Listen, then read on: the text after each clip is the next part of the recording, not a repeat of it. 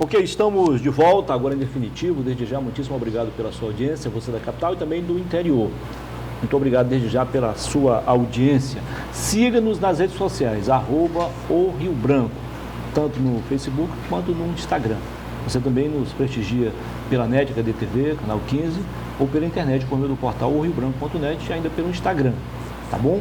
Isso mesmo, você é de Rio Branco, você de Bujarica, você de Quinari, Capixaba, Praça de Castro, Praça de Sena Madureira, você nos prestigia diretamente pelo canal 8.1. Nas demais cidades, você nos prestigia então pela NET, HD TV, canal 15, ok? E também pela internet.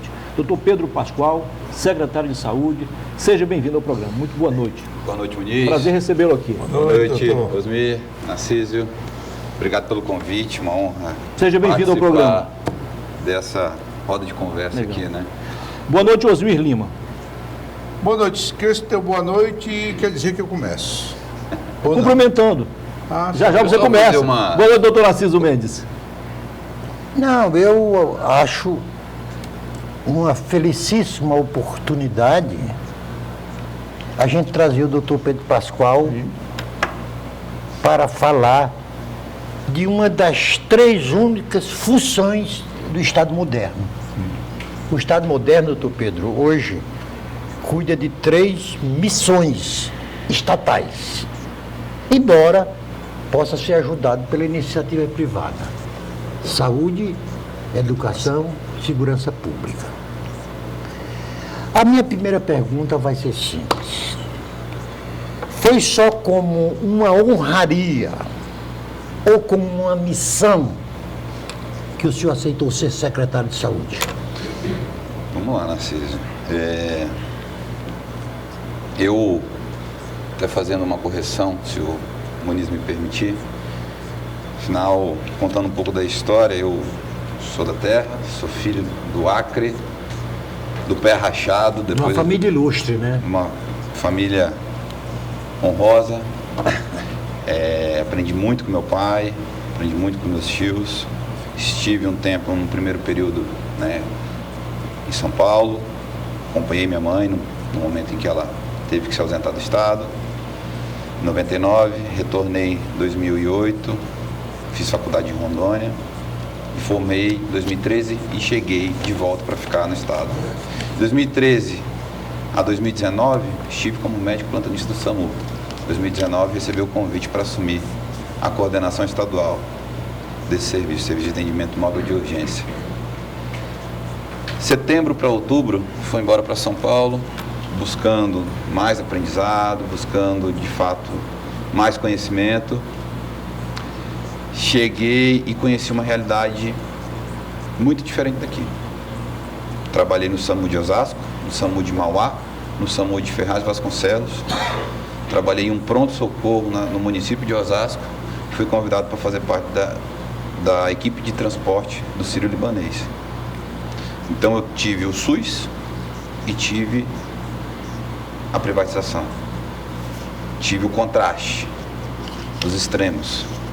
E eu vejo que o Acre ele pode carecer em tecnologia, mas em assistencialismo não.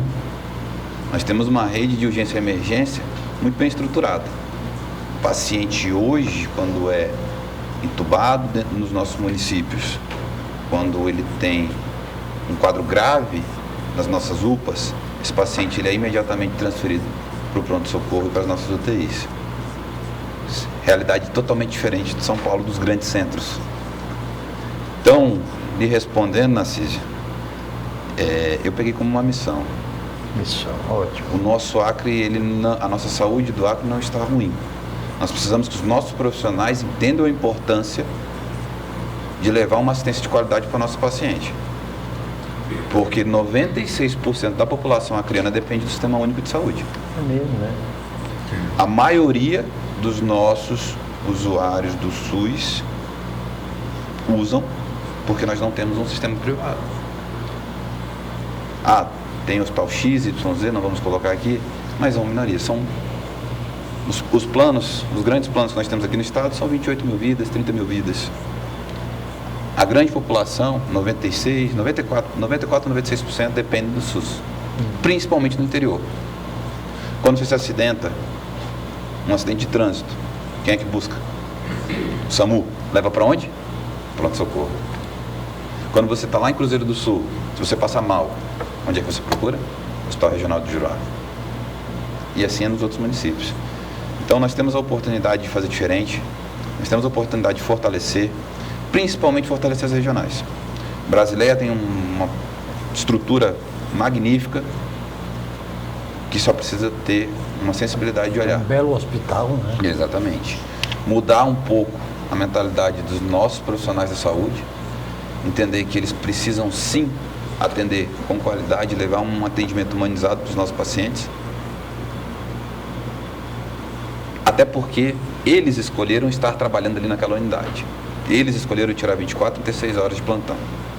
Os nossos pacientes que estão fragilizados, não. Então, é uma missão, desistir não é uma opção e vamos adiante. Você que tocou num assunto aqui, o SUS. O Narciso é um crítico da nossa Constituição, mas acredito que nesse particular ele não seja. O SUS foi criado na Constituição de 88, quando nós participamos, eu e Narciso participamos da Assembleia Nacional Constituinte. E eu tenho o maior orgulho, a maior satisfação de ter aprovado, de ser um dos que aprovou a Constituição de 88. Eu digo sempre para o Narciso, ela tem falhas? Tem, porque é uma Constituição muito extensa, mas ela foi muito humilde, Narciso, ao reconhecer que poderia, com o tempo, ser modificada.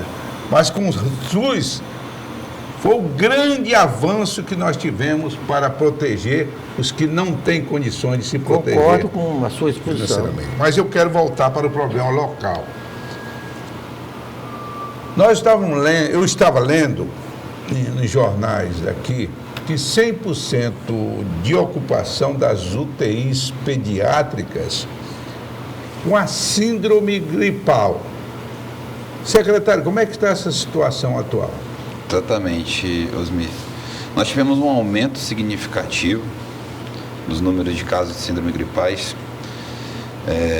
A população tem que entender a importância da vacina.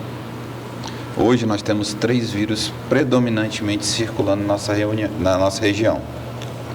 Covid, que é de conhecimento de todos, porém não é o que ocasiona a síndrome respiratória aguda grave.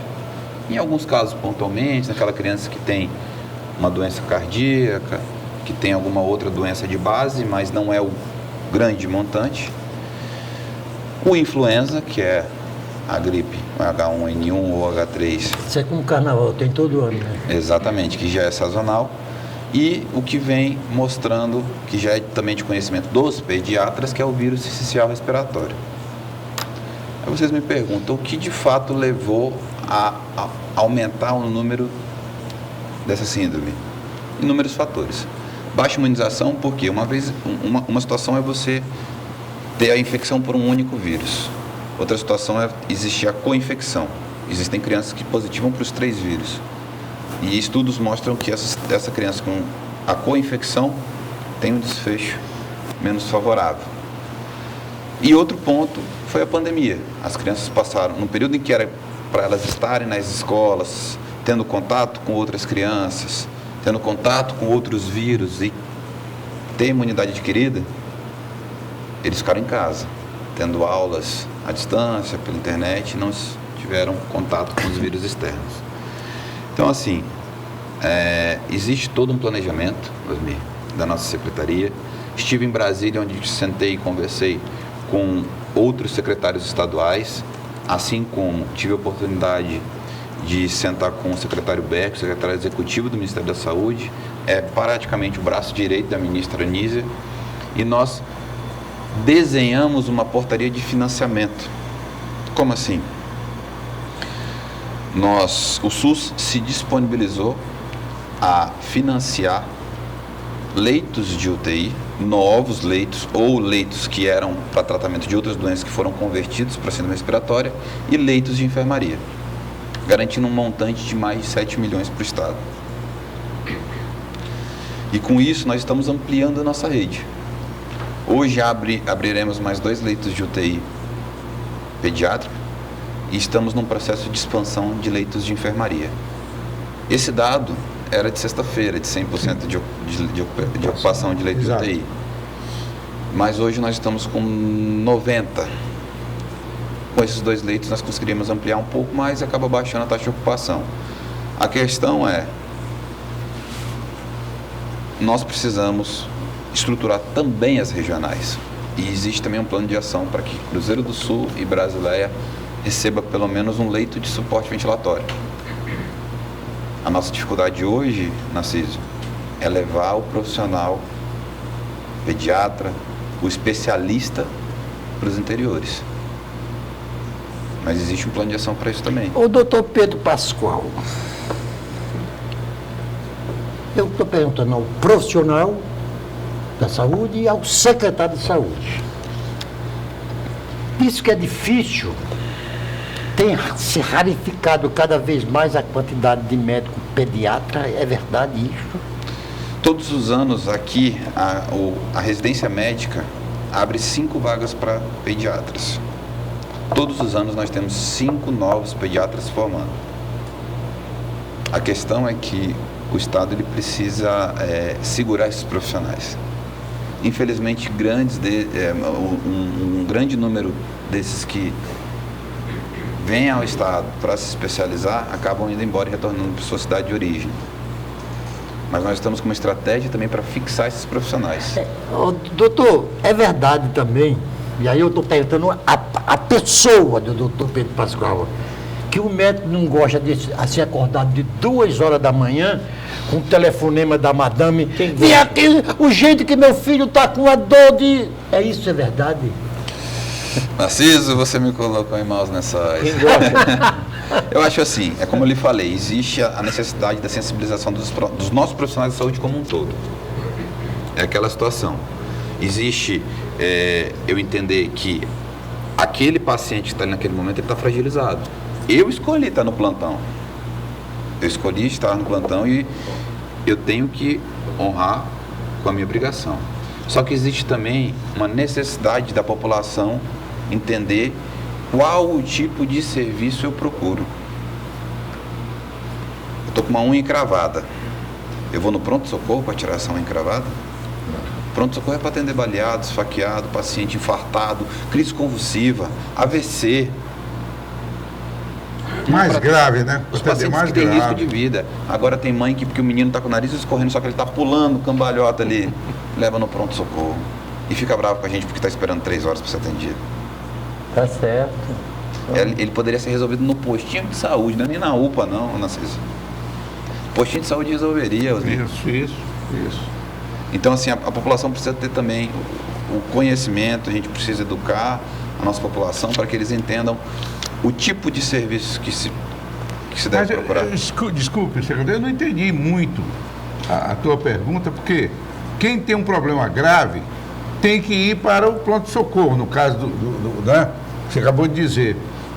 Você acha que lá tem algum médico que não quer ser acordado? Lá isso não existe, Narciso. Não, mas... Isso não existe. Eu vou dar um exemplo para você. Eu fazer média com a minha neta. Ela passa a noite toda acordada. Todinha, quando está de plantão lá. Não, Osmir. Vamos supor que o deputado, o grande empresário, a esposa dele, a madame, eu estou me referindo a madame. É o que o doutor Pedro acabou de dizer, que eu fiz uma pergunta de joguei em mau lençóis. Não, doutor.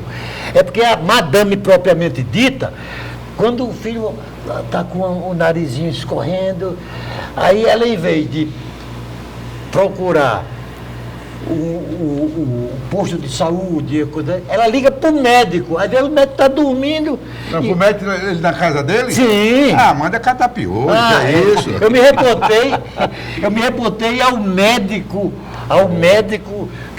que não estava de serviço, que não Tá está. bom. Doutor Pedro Pascoal, meu amigo. Osmir Lima. Foi aprovado pelo Congresso Nacional o piso salarial dos enfermeiros. Até agora não cumprido porque a Confederação Nacional de Saúde e os hospitais privados entraram com a ADI, com ação direta de inconstitucionalidade no Supremo. Número 7222. Isso.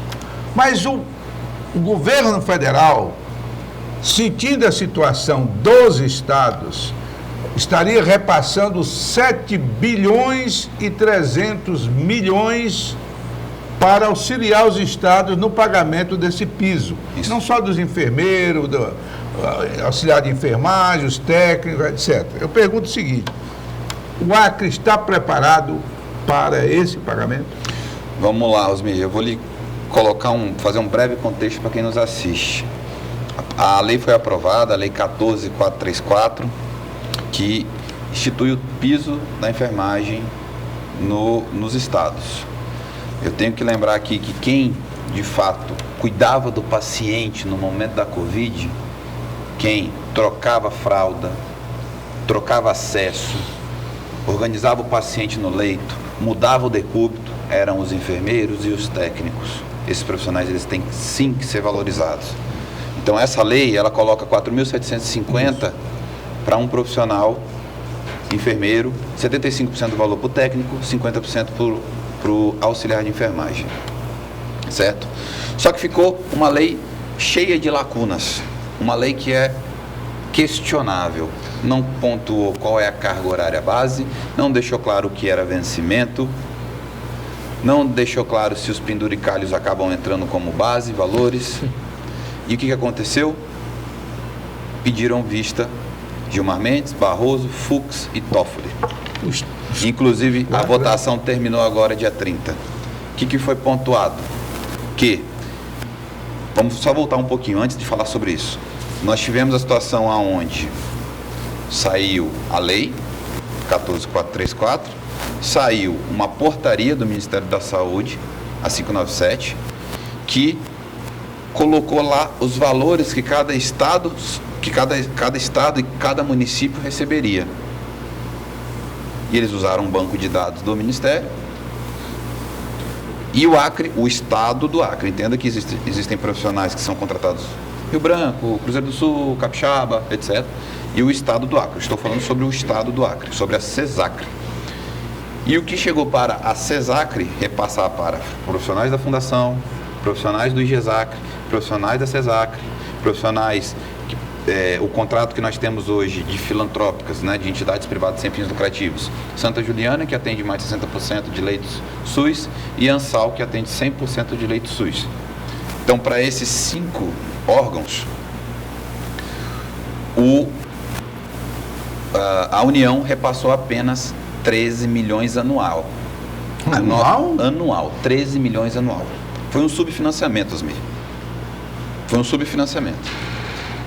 Dentre esses 13 milhões, já veio um anexo da portaria, o anexo 3, que pontuava que o Santa Juliana teria que receber desses 13 milhões, 5.600, e a ANSAL desses 13 milhões, 6 milhões.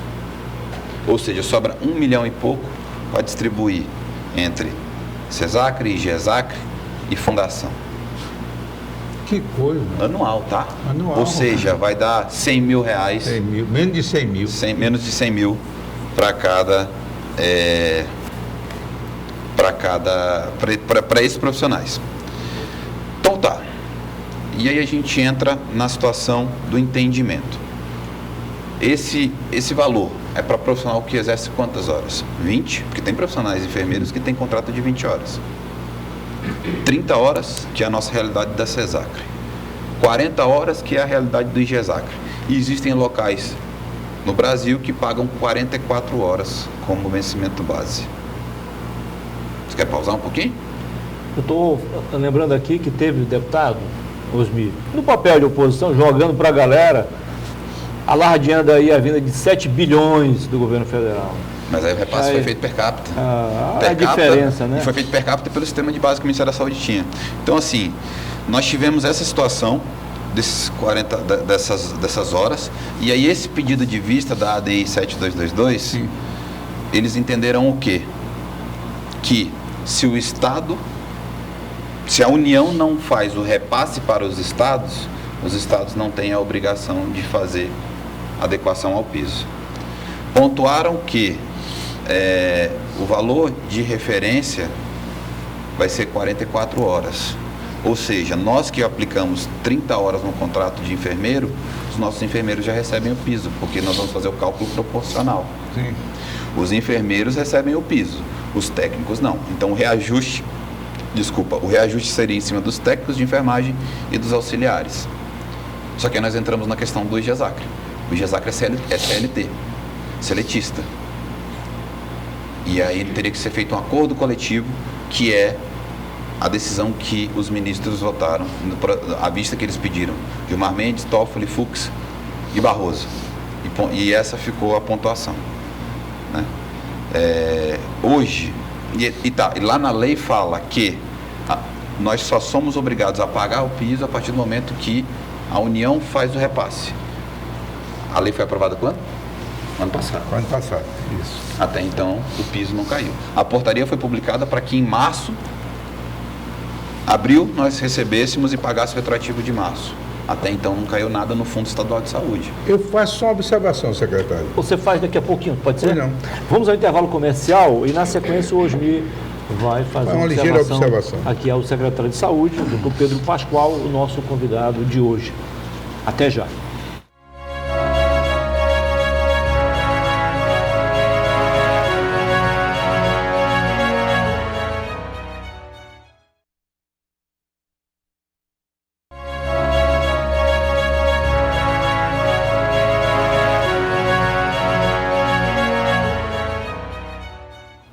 Ok, estamos de volta com a segunda parte do nosso programa de hoje.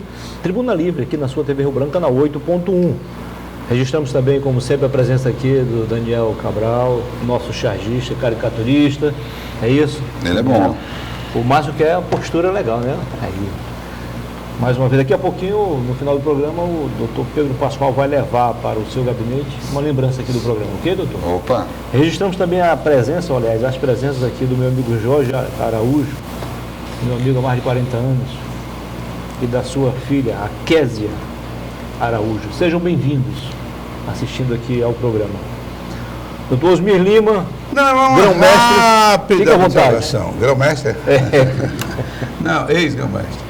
Grão-mestre honorário. Honorário, agora é para sempre, né? Observação, isso eu tenho até discutido muito com o Narciso nesse programa, que é a questão da federação. O Brasil não é uma federação exata, nos termos, né?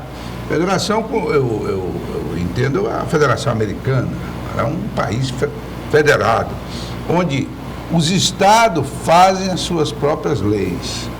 É por isso que a turma coloca, a Constituição Americana tem 7 artigos e tal, algumas poucas emendas.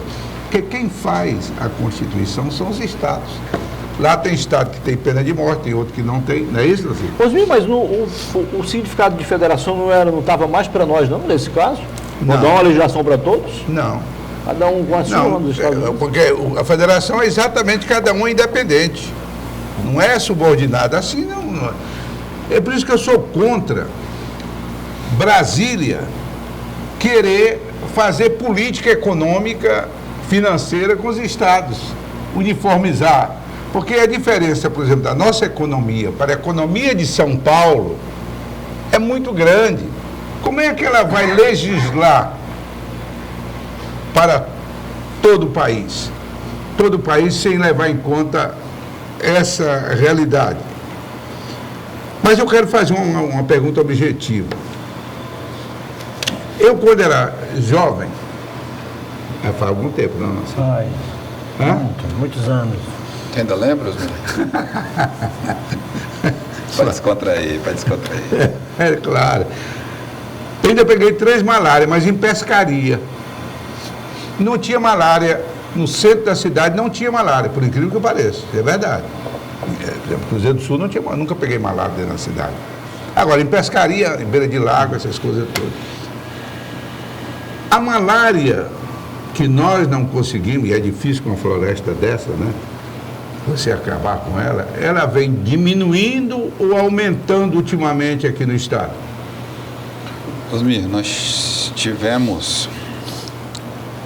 a malária é uma doença de notificação compulsória, ou seja, é obrigado, uma vez diagnosticado, é obrigado que a vigilância notifique, né? E nós não tivemos nenhum alerta Ou seja, nós não tivemos nenhum aumento significativo que nos preocupasse, diferente da dengue. Sim. Nós tivemos uma situação pontual em Jordão que de repente explodiu o número de casos. Eu falei, o que está acontecendo? Jordão? Dengue? E assim, teve um pico significativo. Pegamos a equipe da vigilância e mandamos para Jordão.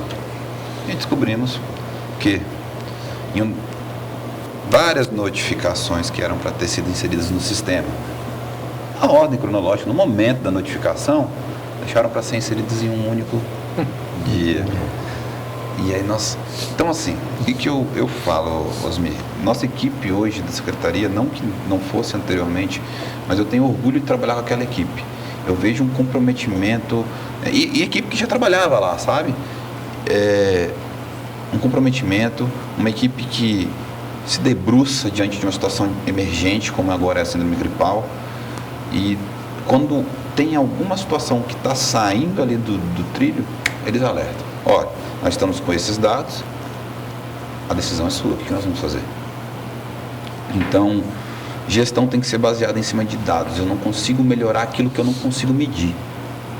Se eu não meço, eu não tenho parâmetro para melhorar. Então, hoje nós estamos trabalhando muito com essa parte técnico-científica dentro da Secretaria. Eu quero dados. Me traga a tua série histórica. O que você fez nos últimos 6 meses? Doutor Pedro Pascoal, vamos falar de Covid-19. Vamos.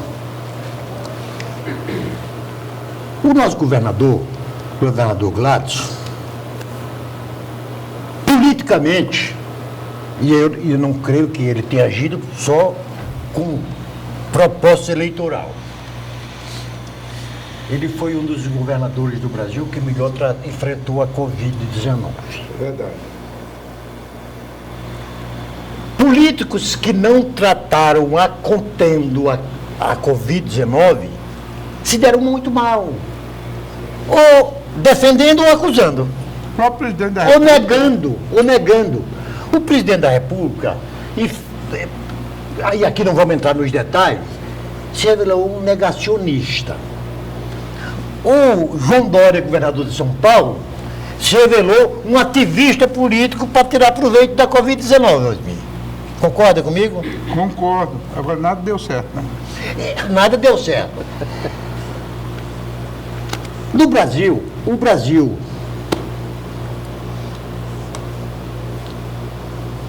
tre 3% das mortes ocorridas no mundo por Covid atingiu um percentual de 3%. E das mortes ocorridas por Covid no mundo, o Brasil ficou em 12º lugar. A minha pergunta é: a Organização Mundial de Saúde, os principais laboratórios e centros científicos anunciam que as pandemias não vão mais demorar o tempo que demorou, como, por exemplo, da febre amarela em 1850 para a gripe espanhola foram 70 anos. Da gripe espanhola em 1918 para a Covid-19 em 2019 foi 101 anos. E as indicações é que as próximas pandemias, os prazos serão encurtados. Mas mesmo assim nós não estaremos aqui, né? Mesmo Não? assim nós não estaremos aqui, eu e tu. Não, eu provavelmente esteja, mas sabe por quê? Porque o homem que vai viver 120 anos já nasceu, e eu acho que sou eu. Hein? Eu pergunto, é uma das preocupações da Secretaria de Saúde e do Ministério da Saúde também se preparar para essa provável futura pandemia? Vamos lá. Eu acho que, em primeiro ponto, eu tenho que parabenizar o governador pelas orientações. Eu já era da gestão, Eu já parabenizei. né? Eu já reconheço Deixa eu isso. parabenizá-lo. É meu chefe, eu tenho que parabenizá-lo pela maneira como ele vem nos liderando. Ele escuta o que nós temos para pontuar na parte técnica, ele deixa a decisão carta branca para que sejamos, ele nos orienta e que nós tomemos a decisão em cima da parte técnica. Então, nós enfrentamos a pandemia, eu já estava na gestão e dentre os estados vizinhos, inclusive, acho que nós demos um show. Se eu acho que nós teremos uma pandemia em breve, grande chance. Não vamos entrar na situação de como é que fala? Teoria da conspiração, não. Isso. Vamos entrar na parte técnica da coisa. Nós temos tecnologias, informações que se dissipam rapidamente. Hoje, nós entramos no avião, daqui 12 horas nós estamos lá na Europa. E com isso eu levo características daqui do Brasil para lá e trago de lá para cá. O que aconteceu com ela? Então, exatamente, foi decretado, nós tivemos a pandemia decretada dia, não vou lembrar agora, dia 13 de março? Foi, É isso? 17. 17 de março. É. Sei que 2, 3 dias depois nós tivemos um caso positivo aqui em Rio Branco. Do grupo de italianos que vieram para cá para fazer uma pesquisa, algo do tipo, e trouxeram. E na hora que eles pousaram, fizeram o teste, eles estavam positivos e a disseminação foi através deles. Então, assim, é uma série de fatores que contribuem para isso. Nós, não estou levantando nenhuma... como é que eu vou falar? Não estou levantando nenhuma bandeira aqui ativista, não. Mas a partir do momento que nós entramos em nichos que não são os nossos, desmatamento, queimado, indo para uma localidade geográfica diferente da nossa, nós estamos fazendo cruzamento de vírus, bactérias, etc. Então, uma das teorias que ocasionou o Covid-19 foi o contato com... como é que era o nome daquele animal? Era uma espécie de um tatu, eu não lembro agora o nome do animal, vou lembrar aqui. E é uma das teorias. E a outra, o morcego e assim, os alimentos que comeram ali na China no caso de Wuhan, lá na China, onde apareceu os primeiros casos, hoje já se tem quase certeza que foi provocado pelos morcegos. Isso. Nas feiras de Wuhan. Exatamente. Então são teorias, né? São teorias que eles levam. Eles tinham até um outro animal que eu não me recordo o nome aqui. Mas acho que o fato das pandemias estarem, o período entre uma pandemia e outra está se estreitando, a gente deve a inúmeros fatores. Invadindo nichos que não são nossos, troca de, vamos colocar, bactérias, vírus através dessas viagens, essas facilidades que nós temos e outros fatores. Por exemplo, quer um exemplo simples? Nós estamos com risco de ter poliomielite de novo aqui, paralisia infantil. E a culpa é de quem? É nossa. Claro. A culpa é nossa.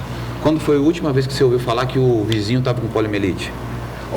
Pedro Pascoal, eu e o Osmi aí vamos valorizar os nossos cabelos brancos. Experiência. Todo tempo me envolvendo na Há 50 anos atrás, 60 anos atrás, em Natal, a terra que eu vivia, você, quando saía à rua, você encontrava, não era frequente, não era raro, não, era frequente encontrar pessoas só com um braço, pessoas com a perna, tudo vítima da poliomielite. Paralisia infantil. Hoje, se você sair, você passa o dia todinho em Rio andando e não vê. Por causa de quê? Foi erradicada. A doença foi erradicada. Foi erradicada e voltou. aí eu falo assim, aí você me pergunta, a que você atribui aos baixos índices vacinais para paralisia infantil? Eu atribuo ao sucesso da vacina. Claro. A vacina foi efetiva, extinguimos a doença, ela não existe mais no Brasil. A população falou assim, não existe mais, eu não tenho por que vacinar. E aí é onde está o erro. Porque nós caímos nos índices vacinais, caímos em imunidade. E no Peru aqui, Muniz, nós tivemos um caso diagnosticado ano passado. Foi mesmo. No Peru, a 500 quilômetros de Cruzeiro do Sul. Bem pertinho da gente. E aí, vamos deixar entrar de novo a poliomielite aqui? Exatamente. E assim como a poliomielite, tem tríplice viral, tríplice bacteriana, meningite. Meningite. Mas daí, secretário, eu não consigo entender a que ponto de absurdo que chega a população em não querer tomar a vacina, e fazer uma política anti-vacina. Eu vou dar um exemplo. Eu aqui agora, jovem como eu estou, eu tinha quase 2 vezes gripe por mês. depois que comecei há mais de 10 anos a tomar vacina, nunca mais. Todo ano eu tomo vacina. Aí vai chegar a 120 anos. Poxa, e quem vai chegar sou eu, Narciso. Não tenho mais gripe. Vai chegar aos 120 anos. Tomei vacina para a pneumonia. Quer dizer, tudo que tiver de vacina que a ciência encontrar, eu tomo porque isso protege a minha saúde, Narciso. Que nem diz o governador Gladys, me dê que eu tomo. Me dê. Me dê que eu tomo. Verdade.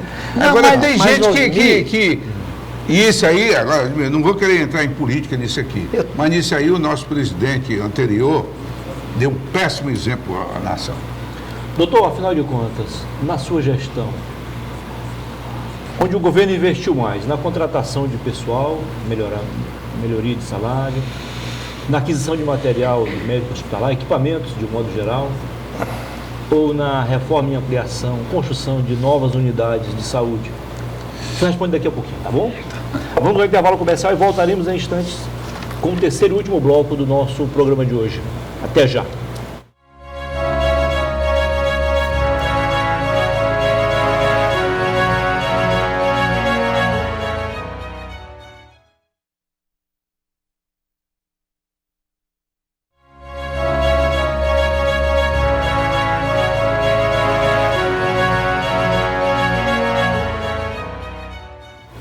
Ok, estamos de volta com a última parte do Tribuna Livre desta segunda-feira, 3 de julho de 2023.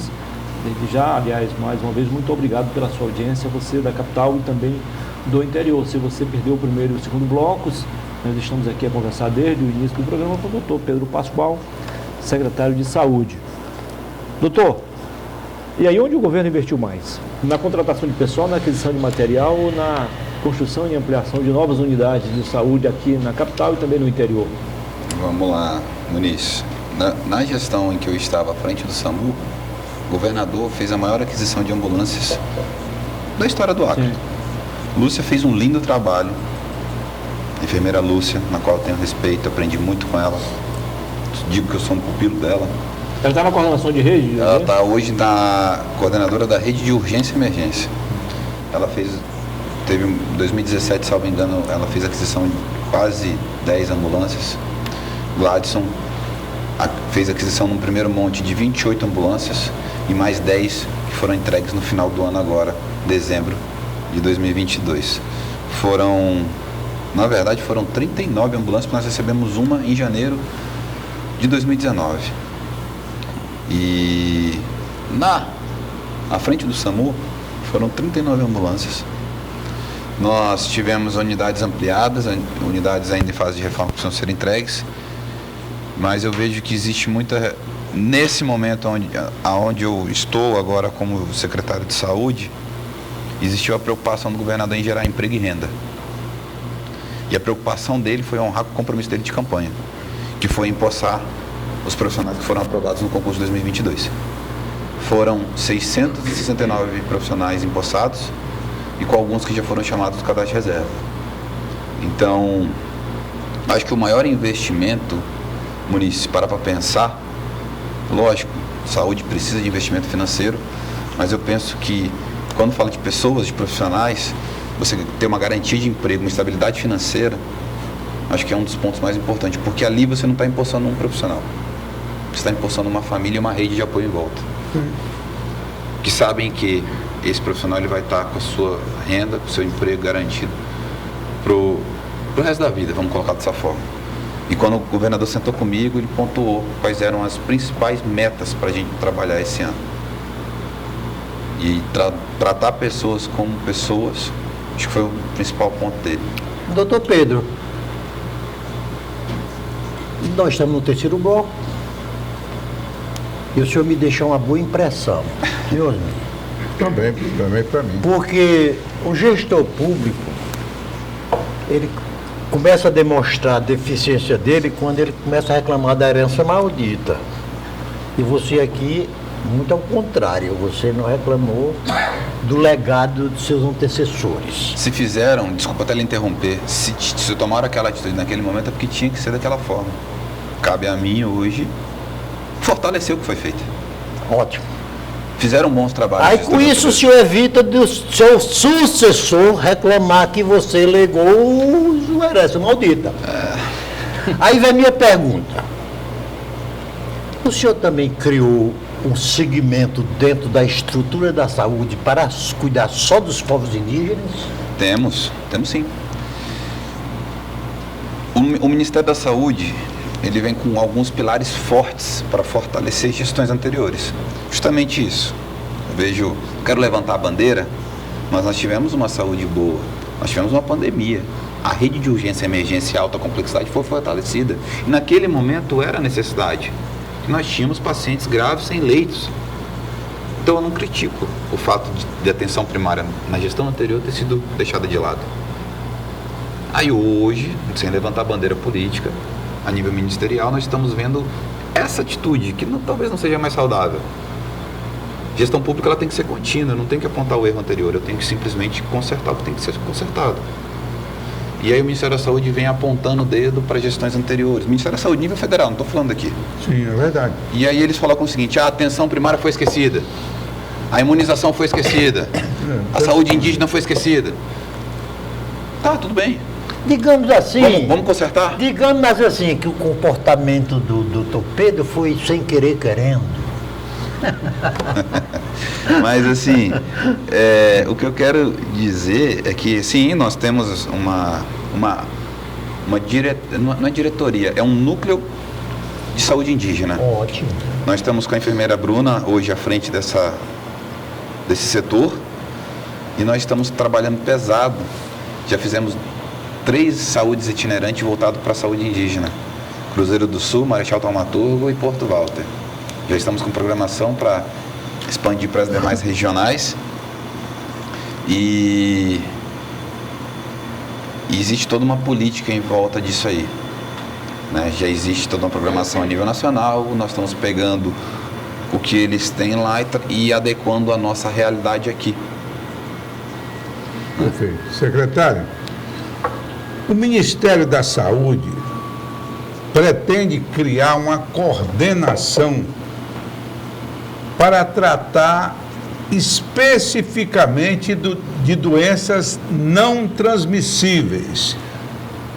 Por exemplo, doenças cardiovasculares, o câncer, a diabetes, entre outras, né? Eu pergunto, ele pretende criar apoiando os estados ou cada estado deve criar uma coordenação desse tipo para acompanhar essas doenças? Vamos lá, Osmir. Essas doenças não transmissíveis, o infarto, a diabetes, a obesidade, doenças metabólicas como um todo, são doenças que, se tratadas lá na atenção primária, Isso. nós conseguimos prevenir os agravos dela. Existem os fatores genéticos, de fato, mas existe também a situação da prevenção, hábitos de vida, hábitos alimentares, hábitos, atividade física, etc. Não fumar. Tabagismo, exatamente. Não, você está... Não conversa. Deixa eu dar uma boa notícia, Osmir. Eu já estou quase virando um ex-fumante, hein? Quase virando ex-fumante? Quase virando ex-fumante. É. Como é que tu quer chegar no 120 desse jeito? Vamos parar com isso aí. Não, rapaz. mas é isso que eu estou dizendo. Ele quer dizer que já fumou eu acho que eu muito, usei mano. muito mal falar quase. Eu estou virando um ex-fumante. Entendi. Sim. Porque quase um foi complicado. E aí, voltando ao assunto, existe uma política da SAPS, Secretaria de Atenção Primária à Saúde, lá no Ministério da Saúde, que está fortalecendo os municípios. Ele está pagando para cada equipe EMULTI. O que é o EMULTI? É o multiprofissional, a equipe multiprofissional. Que no postinho de saúde, qual que é a proposta deles? Maravilhosa a proposta do Ministério da Saúde. De ter cardiologista, geriatra, psiquiatra, ginecologista obstetra e pediatra. Você ter esses especialistas, imagina, especialista no postinho de saúde. Ótimo. Só que, Osmir, aí eu vou precisar que os nossos secretários municipais de saúde entendam a importância desse projeto. Vocês precisam cadastrar as equipes de vocês lá no site do Ministério da Saúde. Eles vão aportar recurso financeiro para isso. O Ministério da Saúde vai bancar essa equipe. Só que para dar certo eu preciso da contribuição dos secretários municipais de saúde. Isso aí não é uma ação do Estado. A atenção primária é prefeitura. Do município. A nossa responsabilidade é média e alta complexidade. Isso. Então, essa ação ela é lá do município, com retaguarda do Ministério da Saúde. Ah, tá muito. Sempre. Talvez já esteja perto Tem, de enquanto terminar, isso, concluir. só mais uma perguntinha rapidinho, aí ele responde a sua. Doutor, historicamente nós tivemos um déficit muito grande de neurologista e dermatologista. Esse problema já foi solucionado? Neurologistas nós temos agora, nós estamos com 5 profissionais, Bruno Nachola, Nuno, Olga, 6 profissionais neurologista pediatras, neurologista adulto nós temos, neurocirurgiões também. Inclusive nós colocamos um neuropediatra lá em Cruzeiro do Sul para atender aquelas crianças com suspeita de TEA, suspeita de outras doenças neurodivergentes. E agora é a maior dificuldade nossa, Muniz, trazer especialista para a nossa região. Doutor Pedro Pascoal, a última perguntinha que eu vou fazer, dizendo que fiquei muito satisfeito. Acho que nós deveríamos, e o senhor tem o dever e a obrigação de valorizar a vacina, porque esta é a saída para todas as doenças infecto-contagiosas, não tem outra. Eu faço só uma pergunta. A nova ministra da Saúde, Margarete Nízia Trindade. Nízia Trindade, é uma boa indicação? Foi uma boa indicação? O senhor já teve contato com ela? Já tive contato. Eu vejo que existe, sem levantar de fato ideologia partidária, eu vejo que existe uma responsabilidade e uma preocupação com os estados da região norte. Nós tivemos a antecipação da vacina da poliomielite aqui na região norte, Acre e Amazonas pontualmente, a pedido nosso, foi atendido. Nós tivemos a antecipação da vacina para a influenza, a pedido nosso, e fomos atendidos. Quando nós tivemos a alagação, nós recebemos 5 kits de desastre, mais de 40 caixas com medicamentos, insumos, de pronto, em 48 horas eles mandaram pra gente. Então assim, eu não sei se é a relação boa que eu já tinha lá no Ministério da Saúde, alguns permaneceram, mas eu vejo que nós estamos nos fortalecendo a nível de ministério.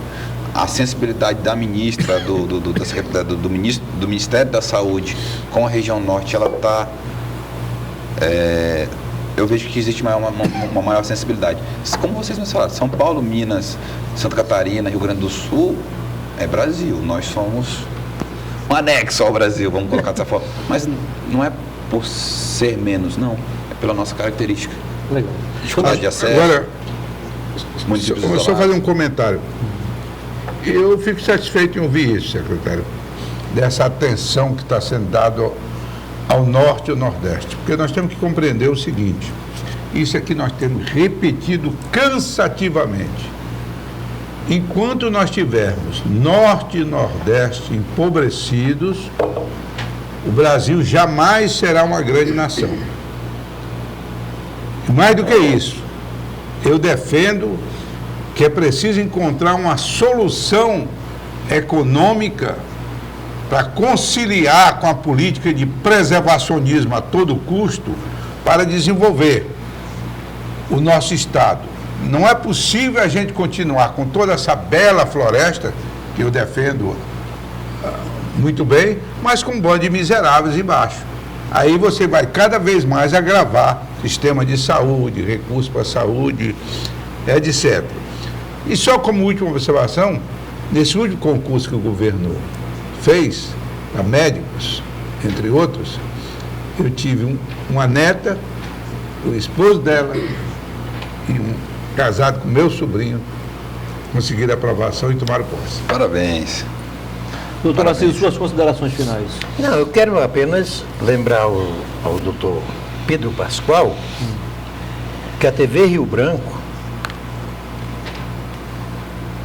afiliada à TV Cultura, oferece os maiores espaços para a gente tratarmos da cultura criana.